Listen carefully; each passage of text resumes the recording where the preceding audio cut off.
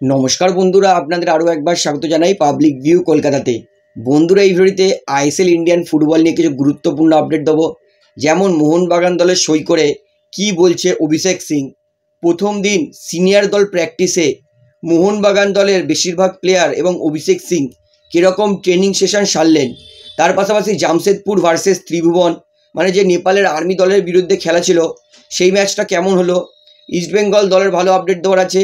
তার পাশাপাশি কিন্তু ভারতীয় ফুটবল নিয়ে আরও কিছু গুরুত্বপূর্ণ আপডেট দেবো, তাই ভিডিওটা শেষ পর্যন্ত দেখবেন। এবং যারা চ্যানেল নতুন আছেন সকলকে একটাই অনুরোধ করে রাখবো, যেহেতু এইখানে আপনারা খেলার সমস্ত রকম আপডেটস পেয়ে যাবেন, তারা অবশ্যই পাবলিক ভিউ কলকাতা চ্যানেলটিকে সাবস্ক্রাইব করে বেল আইকন প্রেস করে অল করে রাখবেন। তাহলে বন্ধুরা, সবার প্রথমে বলি, মোহনবাগান ফ্যান্সদের জন্য দারুণ সুখবর। এটা পুরোপুরি মোহনবাগান দল কনফার্ম করে দিয়েছে যে আর সেই ডুরান্ড কাপের তৃতীয় ম্যাচ নয়, ডুরান্ড কাপের প্রথম ম্যাচ যেটা আছে বিএসএফের বিরুদ্ধে, সেই ম্যাচ থেকেই কিন্তু মোহনবাগান দলের সিনিয়র ভারতীয় প্লেয়াররা খেলবে।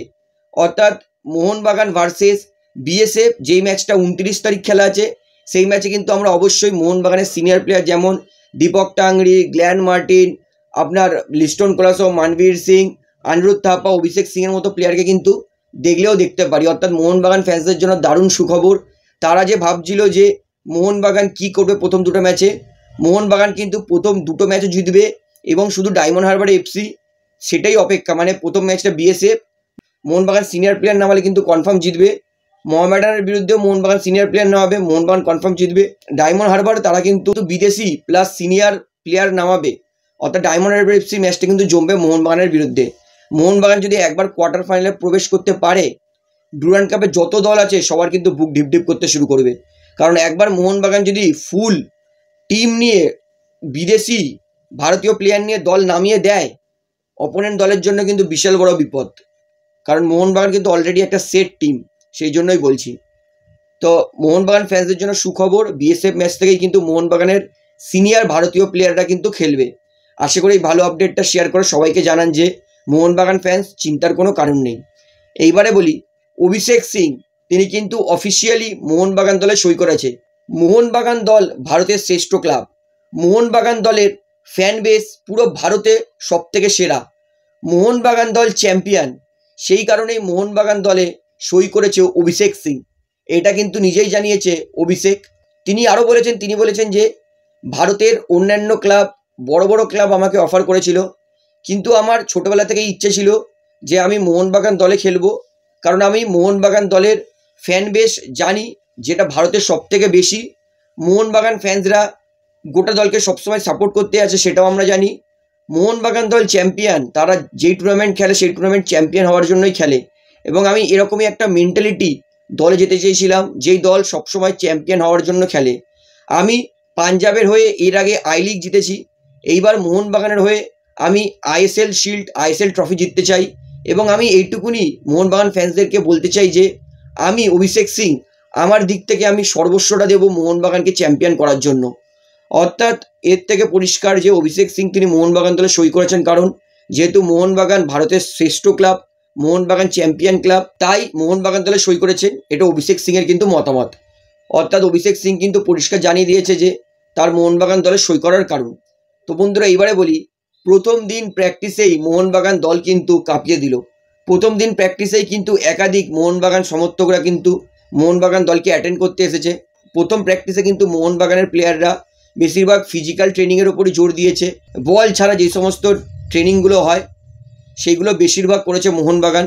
এবং এই দিন কিন্তু সবার যেটা নজর ছিল অভিষেক সিং কী করছে। অভিষেক সিং তিনিও কিন্তু গোটা দলের সঙ্গে একই রকম প্র্যাকটিস করেছে। এবং অভিষেক সিং মোহনবাগান দলে আসলে যে প্লেয়াররা পিঠে মাথায় চাটি মেরে ওয়েলকামটা করে, সেটা কিন্তু অভিষেক সিংয়ের সঙ্গে করেছে।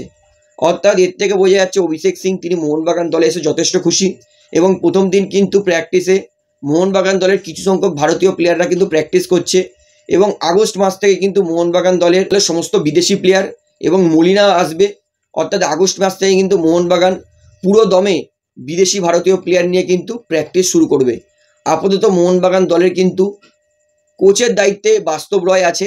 মলিনা আসার পর মলিনা কিন্তু এই দায়িত্বটা নিজের কাঁধে নিয়ে নেবেন। তো আপাতত মোহনবাগান দল প্র্যাকটিস করছে বাস্তব রয়ের আন্ডারে। এবং বলে রাখি, ডুরান্ডের প্রথম ম্যাচ কিন্তু বাস্তব রয় কোচিং করাবে, তার সম্ভাবনাই কিন্তু বেশি।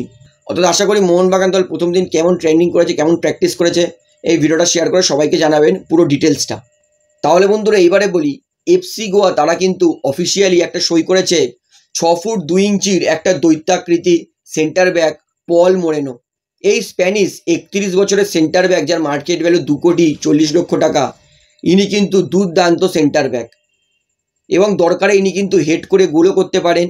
এবং একটা জিনিস বলতে পারি, এনাকে কিন্তু হেডে বিট করা খুবই ডিফিকাল্ট, যেহেতু উচ্চতা আছে তাই কিন্তু এরিয়ালের দিকটা কিন্তু প্রচণ্ড ডমিনেট করে। এবং এই প্লেয়ারটাকে কিন্তু মানোলো নিজে চয়েস করে নিয়ে এসেছে। তো দেখা যাক মানোলোর চয়েসের বিদেশি কেমন পারফরমেন্স করে। 6 ফুট 2 ইঞ্চির কিন্তু স্প্যানিশ সেন্টার ব্যাক পল মোরেনোকে কিন্তু 1 বছরের চুক্তিতে সই করে নিয়েছে এফসি গোয়া দল।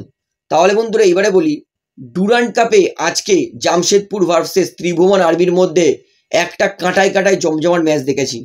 জামশেদপুর ভারতীয় ক্লাব, ত্রিভুবন আর্মি হচ্ছে নেপালের আর্মির ক্লাব, অর্থাৎ ভারত ভার্সেস নেপালের ক্লাবের মধ্যে লড়াই ছিল, যেখানে কিন্তু ম্যাচটা প্রচণ্ড উপভোগ করেছি আমি।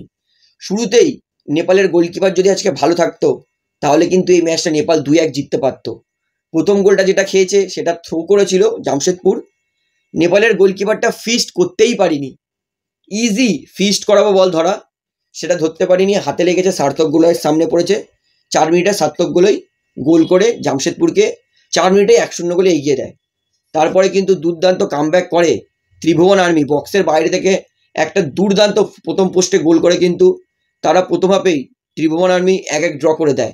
তারপরে প্রথম হাফ শেষ হতে হতে কিন্তু গোল করে আপনার মোহাম্মদ সানান কিন্তু প্রথম হাফে গোল করে 2-1 গোলে এগিয়ে দেয়। হাফ টাইমে 2-1 এগিয়ে ছিল জামশেদপুর এফসি। দ্বিতীয় হাফ শুরু হয়, দ্বিতীয় হাফে কিন্তু অনন্ত তামাং গোল করে কিন্তু ত্রিভুবন আর্মিকে 2-2 ড্র করে দেয়। এবং আরও একবার খুবই খারাপ গোলকিপিংয়ের জন্য 74 মিনিটে নিখিল বার্লা, মানে ওখান থেকে গোল হয় কি করে সেটাই সব থেকে বড় প্রশ্ন। একদম সাইড সেই জায়গা থেকে ফিনিশ করেছে নিখিল বার্লা। অর্থাৎ যদি ত্রিভুবন আর্মির যদি গোলকিপার ভালো পারফরমেন্স করতো তাহলে কিন্তু জামশেদপুর মেবি ম্যাচ 2-1 হেরে যেতে পারতো। তবে জামশেদপুর কিন্তু ফাইনাল রেজাল্ট 3-2 জিতেছে এবং ম্যাচটা কিন্তু আমি দারুণ উপভোগ করেছি। তো ম্যাচটা আপনার কেমন লেগেছে সেটা আমাকে অবশ্যই কমেন্টে জানাবেন।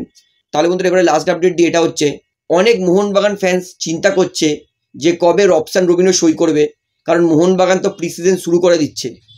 মোহনবাগান ফ্যান্সদের জন্য কোনো চিন্তার কারণ নেই, আমি আগেও বলেছি রবসান মোহনবাগানে সই করবে। রবসান আর মোহনবাগানের সই প্রায় 95% কনফার্ম এবং আমরা কিন্তু 3-4 দিনের মধ্যে জেনে যাব যে রবসান মোহনবাগান দলে সই করছে। অর্থাৎ এইটা আপনারা চিন্তা করবেন না এবং আমি বলে দিচ্ছি কিন্তু অফিসিয়ালি মোহনবাগান রবসানের সই করে নিয়েছে। এখনও আমরা অফিসিয়াল আপডেটটা পাইনি ঠিকই, মোহনবাগান ফ্যান্সদের কিন্তু চিন্তার কোনো কারণ নেই, রবসান মোহনবাগান দলেই আসছে, এতে এক ফোঁটাও সন্দেহ নেই। তো আপনারা যারা এখনো চিন্তায় আছেন বা যারা চিন্তা করছে, এই ভিডিওটা শেয়ার করে তাদেরকে জানিয়ে দিন যে রবসান রবিনো মোহনবাগান দলে সই করছে। তাহলে বন্ধুরা ভিডিও এখানে শেষ করছি, আশা করি ভালো লাগলো। তো ভিডিওটি ভালো লাগলে অবশ্যই লাইক করুন, কমেন্ট করুন, শেয়ার করুন এবং চ্যানেলের উত্তরাঞ্চল সকলকে একটাই অনুরোধ করে রাখবো, যেহেতু এখানে আপনারা খেলার সমস্ত রকম আপডেটস পেয়ে যাবেন, তারা অবশ্যই পাবলিক ভিউ কলকাতা চ্যানেলটিকে সাবস্ক্রাইব করে বেল আইকন প্রেস করে অল করে রাখবেন। ধন্যবাদ।